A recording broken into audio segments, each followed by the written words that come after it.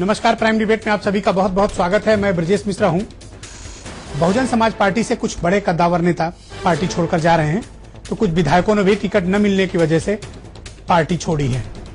तमाम ऐसे भी विधायक हैं जिनकी क्षेत्र में अच्छी छवि न होने की वजह से जब उनके टिकट भी कटे तो उन्होंने भी बीएसपी से नाता तोड़ने में देर नहीं लगाई।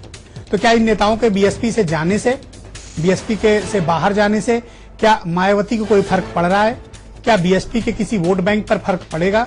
क्योंकि जिस तादाद में कुछ सीनियर और कुछ जूनियर नेता बीएसपी छोड़कर जा रहे हैं, वो मायावती के चेहरे पर थोड़ा गंभीरता तो ला रहा है, एक सवालिया निशान भी बीएसपी पर खड़े कर रहा है। लेकिन सबसे बड़ी बात यह है कि क्या मायावती का वोट बैंक इन नेताओं के जाने की वजह से प्रभावित होगा या नहीं, ये एक बड़ा सवाल है। क्योंकि मायावती ने जिस तरह से अपने वोट बैंक को इंटैक्ट कर रखा है, क्या ये नेता उस पर कोई असर डाल पाएंगे, ये आज की डेट का सबसे बड़ा सवाल है। ये सवाल इसलिए भी है क्योंकि पिछले जितने भी पूर्वानुमान और प्री इलेक्शन सर्वे हुए हैं उसमें बीएसपी को काफी आगे बढ़त तक दिखाया गया है। लेकिन जिस तरह से एक के बाद एक डेंट लग रहा है, उससे बीएसपी भी सोचने और समझने पर मजबूर हुई है। तो इसी खास विषय पर चर्चा करेंगे। मेरे साथ चार महत्वपूर्ण मेहमान इस चर्चा में शिरकत कर रहे हैं। सुरेंद्र राजपूत, यूपी कांग्रेस के प्रवक्ता, अवधेश वर्मा, जाने माने दलित चिंतक और बसपा के समर्थक हैं जो मेरे साथ मौजूद हैं स्टूडियो में। आईपी सिंह, यूपी में भारतीय जनता पार्टी के फायर ब्रांड प्रवक्ता, और जुगल किशोर वाल्मीकि, समाजवादी पार्टी के नेता और यूपी सरकार में मंत्री। बहुत बहुत स्वागत है आप चारों का। सुरेंद्र, सबसे पहले तो मैं आपसे शुरू करना चाहता हूं, ये बीएसपी में जो आजकल आवागमन हो रहा है, इससे क्या कुछ फर्क बीएसपी के अपने वोट बैंक पर पड़ेगा? देखिए, निश्चित तौर पर बहुजन समाज पार्टी अपना आधार कहीं ना कहीं खोती जा रही है। और दो बातें ब्रजेश जी बड़ी क्लियर आ रही हैं कि आज की डेट में परिस्थितियां, इनके नेताओं ने जो आरोप लगाए हैं ना पैसे के, उसको लेकर के जिन लोगों ने बगैर पैसे भी दिए टिकट लिया है, तो आज की डेट में उनका कार्यकर्ता ये पूछ रहा है कि बाबू हमको बताओ कितने करोड़ में टिकट लाए हो। तो जितने करोड़ में टिकट लाए हो, कम से कम उतना करोड़ हमको भी तो दो, ऊपर तो दे आए, नीचे भी तो दो। पहले कमोबेश स्थिति 20% की होती थी, फिर 40 की हुई, आज की डेट में 95% से ज्यादा की स्थिति ये हो गई है। तो आज की डेट में इनका पूरा कार्यकर्ता हतोत्साहित है, निराश है। और यहां पर प्रश्न एक ये भी है, मैं आपसे बताऊं कि भारतीय जनता पार्टी जिस तरीके से जुगल किशोर से लेकर के इन लोगों ने, आप देखें आज जो कल दो एमएलए छोड़े हैं, लेकिन क्या जुगल किशोर जैसे नेता क्या वाकई में अपने समाज के लिए काम कर रहे थे? जुगल किशोर पर भ्रष्टाचार का आरोप है, जुगल किशोर जैसे नेताओं पर भाई भतीजावाद का आरोप है, सिर्फ उन्होंने टिकट अपने घर परिवार के लिए मांगे। बहुत सही आपने बात कही, मैं तो सहमत हूं आपकी बात से। ऐसे लोगों की क्रेडिबिलिटी क्या है जुगल किशोर जैसे लोगों की पॉलिटिक्स में? बहुजन समाज पार्टी कार्यालय में किसी की क्रेडिबिलिटी कहां देखी जाती है? वहां तो सिर्फ मायावती जी की क्रेडिबिलिटी है, बाकी सब जीरो है।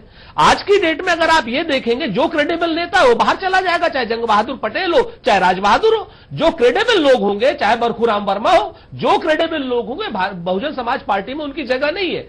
सिर्फ और सिर्फ कुरकमीन चाहिए मायावती जी को, नसीमुद्दीन सिद्दीकी साहब जैसे अमीन चाहिए मायावती जी को, जो पैसा इकट्ठा करके इनको दे। इन्हें ना दलित समाज से मतलब है, ना इन्हें किसी और चीज से मतलब। अवधेश वर्मा, ये बीएसपी में जो इन दिनों आवागमन हो रहा है नेताओं का, इससे क्या जो दलित वोट बैंक है मायावती का, उस पर कोई फर्क पड़ेगा? और क्या ये नेता पार्टी को नुकसान पहुंचाने की स्थिति में है? देखिए, पहली बात तो मैं बता देना चाहता हूं, अभी आपने देखा होगा विगत दिनों जिस प्रकार से स्वामी प्रसाद मौर्य और ने पार्टी छोड़ी, इसके बाद आर.के. चौधरी ने पार्टी छोड़ी, इसके बाद दो विधायकों ने पार्टी छोड़ी। आप एक खुद देख लीजिए कि दोनों जो नेताओं ने पार्टी छोड़ी, अलग अलग गुट बनाकर अपनी राजनीति कर रहे हैं। इसका मतलब दोनों नेताओं की कहीं न कहीं महत्वाकांक्षा बहुत ज्यादा है कि वो आपस में एक ही मुद्दे पर दोनों आरोप लगाकर कि साहब पैसा लिया जा रहा है, और दोनों अलग अलग हो गए, लेकिन एक साथ बैठने को दोनों तैयार नहीं है एक मंच पर। जिसके मतलब कि वो दोनों बहुत ही महत्वाकांक्षी है, और उसी महत्वाकांक्षा के कारण उनको पार्टी से हटाया गया और किनारा करना पड़ा। वही हाल आपके देखिए, जो दो विधायक कल निकले हैं, निश्चित तौर पर जहां से दोनों विधायक निकले हैं वहां 2002 से लेकर 2002 में भी बीएसपी का कब्जा था, 2007 में भी बीएसपी का कब्जा था, और 2012 में भी बीएसपी का कब्जा था। लेकिन वहां पर आप अगर वोट के परसेंटेज में, ये जो लोग छोड़कर जा रहे हैं, क्या टिकट न मिलना एक कारण है या बीएसपी में वाकई कोई प्रॉब्लम है? नहीं, ये केवल इनको टिकट, चूंकि इनकी छवि ठीक नहीं थी दोनों विधायकों की, और इनका टिकट कट रहा था, और इसी बार ये पार्टी बाहर किए गए, तो फिर इन्होंने बिना शर्त पार्टी में आए थे और कहा था कि हमको टिकट नहीं चाहिए, माफी मांग कर आए थे, काम करेंगे, और माफी मांग के आए थे। और अब जब उनको फिर इसके बाद टिकट की लालसा लगी तो उनको हटा दिया गया। मैं आपको यह भी बता देना चाहता हूं, इसके पहले भी बीएसपी ने इन दोनों विधानसभाओं में जब बदला था अपना प्रत्याशी, तो मैं आपको बता दूं, बिलग्राम में जहां पे 39,000 पहले से जीता था, वो 57,000 पाया।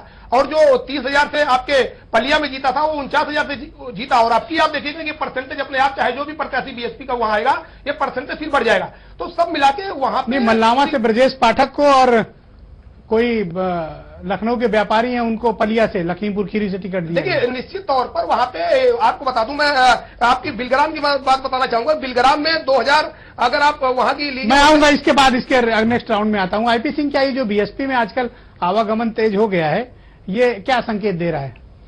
देखिए ब्रजेश जी, आप देश के माने जाने पत्रकार हैं, आपकी अपनी साख है और विश्वसनीयता है पूरे देश में। आज एक प्रश्न आपसे मेरा ये है कि मायावती देश की नेता थी। मायावती मान्यवर काशीराम जी के साथ संघर्ष किया, वो साइकिल से चलती थी और मान्यवर काशीराम ने बहुजन समाजवादी पार्टी को, बहुजन को जोड़ने का काम किया। टर्निंग पॉइंट वहां आती है ब्रजेश जी कि जब मुलायम सिंह के साथ काशीराम समझौता करते हैं और राजनैतिक दौर आप इतिहास में कहां चले गए? प्रारंभ होता है, नहीं सुनना पड़ेगा, पीछे चले गए, एक मिनट सुनना पड़ेगा। और एक दिन वो भी आता है कि दोनों मिलकर सरकार बनाते हैं और चलाते हैं। और 2 जून 1995 को वही गेस्ट हाउस कांड होता जिसमें मायावती के ऊपर अटैक होता, वो टर्निंग पॉइंट होती है। और वहां से चलकर 4 बार उत्तर प्रदेश की मुख्यमंत्री हो गई। मुझे एक बात बताओ, इनके किसी जो नेताओं के आने जाने से कोई फर्क पड़ रहा है क्या? एक मिनट, इतना बैकग्राउंडर के लिए टाइम नहीं, प्लीज जी, 1 मिनट मैं लूंगा, प्लीज 1 मिनट दे दीजिए मुझे प्लीज। साइकिल से चलने वाली मायावती आज दौलत की बेटी जानी जाती है। उनकी साख ये है कि करोड़ों रुपए में 403 टिकट को नीलाम करती हैं। क्या लोकतंत्र के लिए सही है? जितने विधायक, जितने मंत्री, जितने उनके लोग छोड़ कर जाते, वो कहते हैं कि कुड़कमीनों द्वारा, अमीनों द्वारा और मायावती जी द्वारा हमसे मोटा पैसा लिया जाता है। मैं देश की सर्वोच्च अदालत से भी अपील करता हूं कि अगर लोकतंत्र में सार्वजनिक रूप से अगर कोई भी राजनीतिक दल पैसे की वसूली करता है तो चुनाव आयोग को ऐसे राजनीतिक दल की सदस्यता समाप्त कर देनी चाहिए, जो सिंबल है जब्त कर लेना चाहिए। जुगल वाल्मीकि, क्या जिस तरह से नेता बीएसपी छोड़कर जा रहे हैं, इससे इनकी पार्टी पर फर्क पड़ेगा? और क्या दलित समाज में संदेश किस तरह का है? आपसे इसलिए पूछ रहा हूं क्योंकि आप भी उसी समाज से आते हैं। नहीं, बहुजन समाज पार्टी का जो एक पुराना ढांचा था और उस ढांचे में आज बहुत बड़ा अंतर आ गया है। पहले वहां कैडर के लोग रहते थे जो पार्टी को बढ़ाने का काम करते थे। आज बहुजन समाज पार्टी में बिल्डर आ गए हैं, ठेकेदार आ गए हैं, और जिन्होंने सींच के पार्टी को इस स्तर पर लाए थे, आज उनको निकाल के बाहर फेंक दिया। राज बहादुर जी काशीराम जी के साथ काम करते थे, सोनेलाल पटेल जी भी बहुजन समाज पार्टी में काम करते थे, जंग बहादुर पटेल जी भी काम करते थे काशीराम जी। मुलायम को छोड़कर क्या लोग सबको निकल, इन सबको जाने को क्यों निकलना पड़ा? ब्रजेश जी, ऐसी क्या स्थिति हो गई कि जो उन्होंने पार्टी खड़ी की, जिन्होंने जनाधार बनाया, और उनको बहुजन समाज पार्टी छोड़ के जाना पड़ा? यकीनन वहां पे हिटलर शाही है। और दलित समाज की जहां तक बात आती है, दलित समाज में आज साफ साफ ये स्थिति आ गई है कि इससे पहले बहुत बार, कई सैकड़ों बार, हजारों बार दलितों पे उत्पीड़न हुआ, कभी भी ये दलितों की अपनी आपको बेटी कहने वाली उनके खिलाफ सड़कों पे नहीं आई, कभी उनके बीच में नहीं गई। आज जब इनके बारे में खुद एक ऐसी स्थिति उत्पन्न हुई, तब आप सड़कों पे उतारने की बात कर रहे हैं। वो दलितों की बेटियों के बारे में कौन सोचेगा जिनके बारे में बलात्कार हो रहा है? सुरेंद्र राजपूत, जितने लोग भी बीएसपी छोड़कर जा रहे हैं, वो टिकट के बदले पैसे के लिए आरोप लगा रहे हैं। आने वाला जुगल किशोर बहुजन समाज पार्टी के लिए अंत की। All right, Surendra Rajput continue. देखिए ब्रजेश जी, हर कोई एक ही आरोप लगा रहा है। आपके सामने हर कोई अगर एक आरोप लगा रहा है तो कहीं ना कहीं आरोप में सच्चाई है। मैं सहमत हूं आज की डेट में यहाँ पे चर्चा में जो बात आई कि आपने जिस प्रकार से ये डिबेट का मुद्दा उठाया, मुझे उम्मीद है कि हाई कोर्ट और सुप्रीम कोर्ट भी इस चीज का संज्ञान लेवे और साफ साफ बात, जिस तरीके से आज की डेट में स्पष्ट रूप से कहीं ना कहीं भ्रष्टाचार हो रहा है, साफ साफ बात हो रही। कोई कह रहा है 4 करोड़, कोई कह रहा है 5 करोड़, कोई कह रहा है 6 करोड़। और लेकिन यह क्या किसी नियम को के खिलाफ है? ये क्या गैर कानूनी है? कहीं ऐसा लिखा है? कोई संविधान में है? तो आईपीसी के किसी धारा का वायलेशन है? हाँ, मैं आपसे बताऊं ब्रजेश जी, राजनीति जो है सामाजिक मूल्यों से चलती है, मॉरल वैल्यू से चलती है, तकनीकी इसका मैं मूल्यों से टेक्निकल नहीं पक्ष चलती। समझना चाहता मैं हूं। आपको अगर इसका कोई तकनीकी पक्ष है मैं तो। बड़े स्पष्ट रूप से बताऊं, भारतीय जनता क्या नाम, बहुजन समाज पार्टी कहीं ना कहीं इस पर अपना कोई बचाव कर ले कि हम चंदा ले रहे हैं या क्या कर रहे हैं। आज की डेट में जब आप जनता में जाते हैं, मैं तो जनता में जा रहा हूं, जनता में जब आप जाते हैं और बहुजन समाज पार्टी को कोई प्रत्याशी जाता है वहां पर, जैसे मैं अभी सरोजनी नगर गया तो वहां पर 10 लोगों ने पूछा उस प्रत्याशी से, कहते बाबू कितने रुपए में टिकट लाए हो। अब बात बहुत स्पष्ट रूप से, उस प्रत्याशी के पास जवाब नहीं। आज की डेट में आम आदमी पूछ रहा है कि कितने रुपए में टिकट लाए। पहले 20% से टिकट लेते थे, पैसा लेते थे ये लोग पार्टी चलाने के नाम पर। आज की डेट में दलितों से 80 जो 85 सीटें हमारी मोहनलालगंज की शेड्यूल्ड कास्ट पॉलिटिक्स की आप चर्चा आपने की है, तो एक ये कल राहुल गांधी लखनऊ में रमाबाई अंबेडकर मैदान पर कार्यकर्ताओं को संबोधित करेंगे। उस मैदान की कैपेसिटी 10 लाख से ज्यादा है, लेकिन कांग्रेसी सिर्फ 50,000 आ रहे हैं। तो ये जोखिम आपने क्यों लिया, सिर्फ रमाबाई का नाम इस्तेमाल करने के लिए? नहीं ब्रजेश जी, वो हमारा कार्यकर्ता सम्मेलन है, कोई रैली नहीं, नहीं सिर्फ 50,000 लोगों के लिए उस जगह पर रैली करना, नहीं, रैली नहीं ये कर उस रहे। जगह का इस्तेमाल करने का भी मुझे सिंबल लगता है। मैं आपको बहुत स्पष्ट बताऊं कि वो इस्तेमाल हमारा, चूंकि वहां जगह अच्छी थी और उस जगह पे हमारा टोटल कार्यक्रम 4 घंटे का इंटरेक्शन राहुल जी से है और हमारे जमीनी स्तर के कार्यकर्ता से इंटरेक्शन है। एक एक कार्यकर्ता के सवाल मैं का तो कह रहा हूं जवाब कि देंगे। दलित सिंबल की वजह से आपने उस जगह का चुनाव किया। दलित सिंबल यहां पर और भी मैदान है, ऐसी बात नहीं है, लेकिन उस जगह पर बहुत स्पष्ट रूप से हमारा टोटल आज की डेट में कार्यक्रम अटता है। और कम से कम एक चीज तो तय है ब्रजेश जी कि कांग्रेस ने भी रमाबाई अंबेडकर स्थल चुना, ये भी तो हिम्मत की वैसे बात है। अब तक किसी ने ये जोखिम नहीं लिया कि वहां पर रैली कर ये भी तो हिम्मत की बात है। आप जोखिम और ले रहे हैं। ये रैली नहीं है, मैं फिर से कह दूं कि ये मेरा कार्यकर्ता जब भीड़ नहीं सम्मेलन जुटती है। तो यही कहा जाता है। नहीं, मेरा कार्यकर्ता भीड़ नहीं जुटती सम्मेलन तो यही कहा जाता आज है। से नहीं, आज से 15 दिन पहले से हम लोग कह रहे हैं कि हमारा अवधेश कार्यकर्ता वर्मा, सम्मेलन। ऑल राइट, अवधेश वर्मा, ये जो गाली कांड हुआ इसमें बीएसपी की तरफ से जिस तरह से रिएक्शन दिया गया हजरतगंज चौराहे पे, इससे पार्टी का नुकसान हुआ? देखिए, जहां तक सवाल है, जो बीएसपी ने जो भी रिएक्शन दिया उससे पार्टी कहीं नुकसान नहीं हो रहा, उससे बल्कि दलित पूरी तरीके से यूनाइट हो गया है। और दूसरे गाली देने से क्या दलित गाली गलौज की भाषा में यूनाइट होगा? क्या उदेश जी आप ये समाज की बात करते हैं? जी क्या कहने से यूनाइट हो जाएगा? नहीं, राहुल पहले गांधी पर आप क्यों आरोप आप लगा रहे हैं? पहले आप सुनिए, पहले आप आप दलित गाली गलौज की भाषा पहले आप सुन लीजिए। खाली चिल्लाने से काम नहीं चलेगा। अरे कांग्रेस के पास एक प्रत्याशी तो है नहीं, कांग्रेस के पास एक प्रत्याशी तो है नहीं, आप क्या बात कर रहे हैं? आप पहले अपनी बात, जब आपका नंबर आएगा तो आप बोलिएगा, सुरेंद्र जी, नंबर आएगा तो आप प्लीज, बोलिएगा। सुरेंद्र आपके बारे में जब, अरे भाई नंबर पे पहले आप आएगा तो बोलिएगा, चिल्लाने से काम नहीं चलता।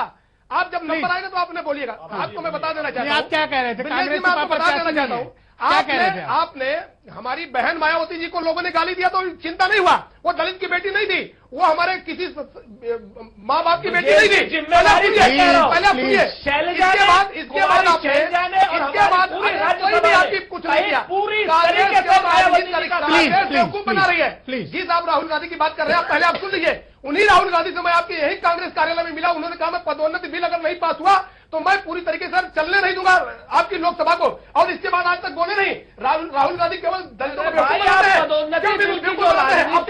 Please one by one. Sir Brajesh ji, मैं एक चीज कहना चाहूंगा कि जो भी वहां पे कार्यक्रम हुआ, बहन मायावती जी ने जो भी उनको अपशब्द कहा गया, मर्यादित टिप्पणी की गई, अगर बहुजन समाज पार्टी के लोगों ने वहां अपने हक के लिए वहां पे प्रदर्शन किया, क्या गाली देना ठीक था? बिल्कुल नहीं।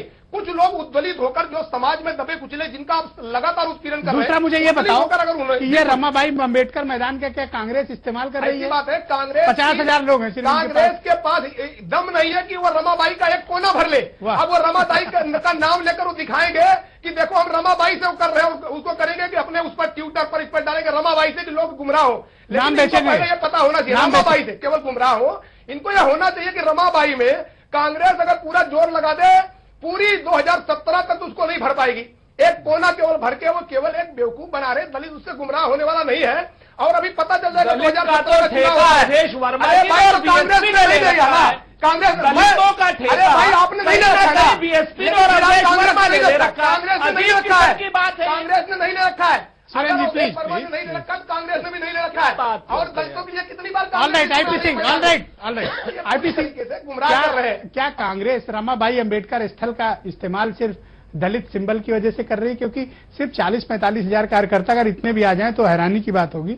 हालांकि इंतजाम तो ये कर रहे हैं, लेकिन क्या और कोई जगह इनको नहीं मिली थी? लोगों का ये आरोप है कि सिर्फ दलित सिंबल की वजह से उस जगह का चयन इन्होंने किया, जबकि उसका एक कोना भी जैसा अवधेश कह रहे हैं भरना इनके लिए मुश्किल है। देखिए, युवराज राहुल गांधी का कोरोनेशन होना है और रैंप बनाए गए हैं, उस पर वो कैट वॉक करेंगे और करोड़ों करोड़ रुपए उस पर पानी की तरह खर्च किया गया है।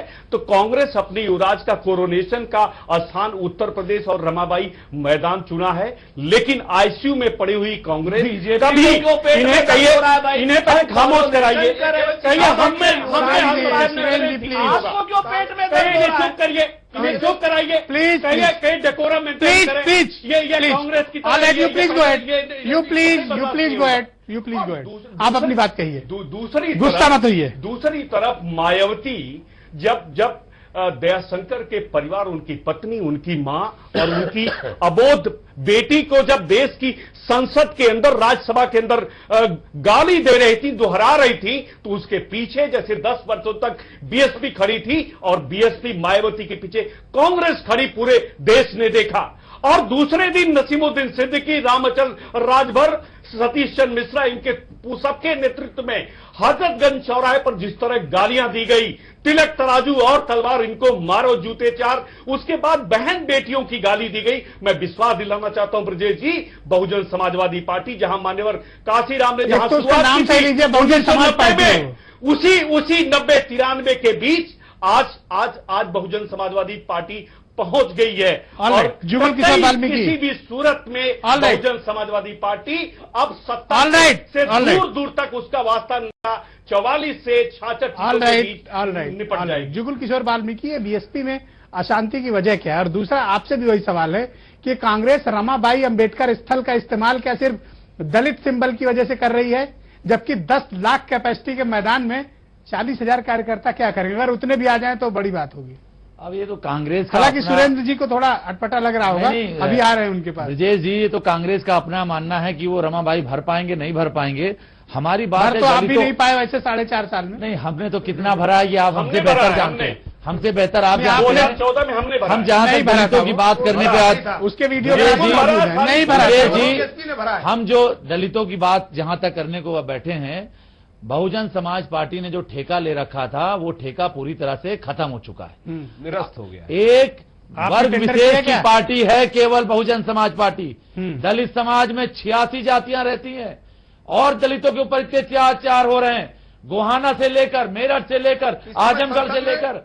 तो सरकार तो आपकी है, सरकार तो आपकी है, हम माफी मांगो। अभी दलितों के ऊपर सरकार तो आपकी है ना। यादव जी ने कार्रवाई की है, अभी राज्यसभा में हर जगह हमने अपनी बात रखी है और प्लीज दलितों को न्याय दिलाने का काम किया। सरकार आपकी है, डॉक्टर भीमराव अम्बेडकर से लेकर प्लीज लिसन, सरकार तो प्लीज को सम्मान दिया हमने। अगर मेरठ में, लखीमपुर खीरी में, लखनऊ में दलितों पर अत्याचार हो रहा है तो पहले तो आप हाथ जोड़कर जनता से माफी मांगिए, क्योंकि सरकार आपकी है। हमने कार्रवाई की ब्रजेश जी, किसी आप ही ने कहा, कहीं कुछ हुआ है, आप नहीं कहा ना दलितों पर अत्याचार हुआ है। दलितों की ठेकेदार बनती है। हम ये कहना चाह रहे हैं, एक वर्ग विशेष को छोड़ के बाकी जितनी दलित जातियां हैं सब समाजवादी पार्टी के प्रति गोलबंद है, चाहे पासी समाज हो, चाहे खटिक समाज हो, चाहे हमारा वाल्मीकि समाज हो, धोबी समाज हो, कोरी समाज हो। अगर कि इन जातियों को किसी ने सम्मान दिया है तो सिर्फ समाजवादी पार्टी ने दिया है। बताए बहुजन समाज पार्टी किसी दलित वाल्मीकि बेटी की शादी में गई हो, किसी सोनकर को मंत्री बनाया हो, किसी धोबी को मंत्री बनाया हो?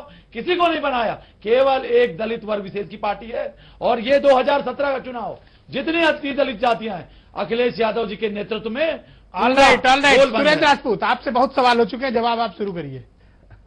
आपसे सवाल अवधेश का भी है, आईपी सिंह का भी है, जुगल किशोर का भी है। तीन बातें बड़ी महत्वपूर्ण है। प्रोन्नति के बिल पर कांग्रेस पूरी तरीके से दलितों के साथ है, सहमत है और लोकसभा में इसको पास होना चाहिए। कांग्रेस के संख्या बल जितना है उस संख्या बल पर। दूसरी बात मैं आपसे बता दूं कि उत्तर प्रदेश में नहीं पूरे देश में लोकतंत्र है और कुछ सामंतवादी सोचे जो भारतीय जनता पार्टी में है, वो सामंतवादी सोच जरूर युवराज और कोरोनेशन और राज्याभिषेक और राज तिलक की बात करती है। निश्चित तौर पर जो सामंतवादी सोच भारतीय जनता पार्टी और राष्ट्रीय स्वयंसेवक संघ का जो सोच है वो अपने आप में ही सामंतवाद है, क्योंकि इन लोगों ने कहीं न कहीं जब 1948 से 52 में संविधान की रचना हो रही थी उस वक्त इन लोगों ने संविधान का विरोध किया था और कहा था कि मनुस्मृति हमारे पास, तो यही सामंतवाद है।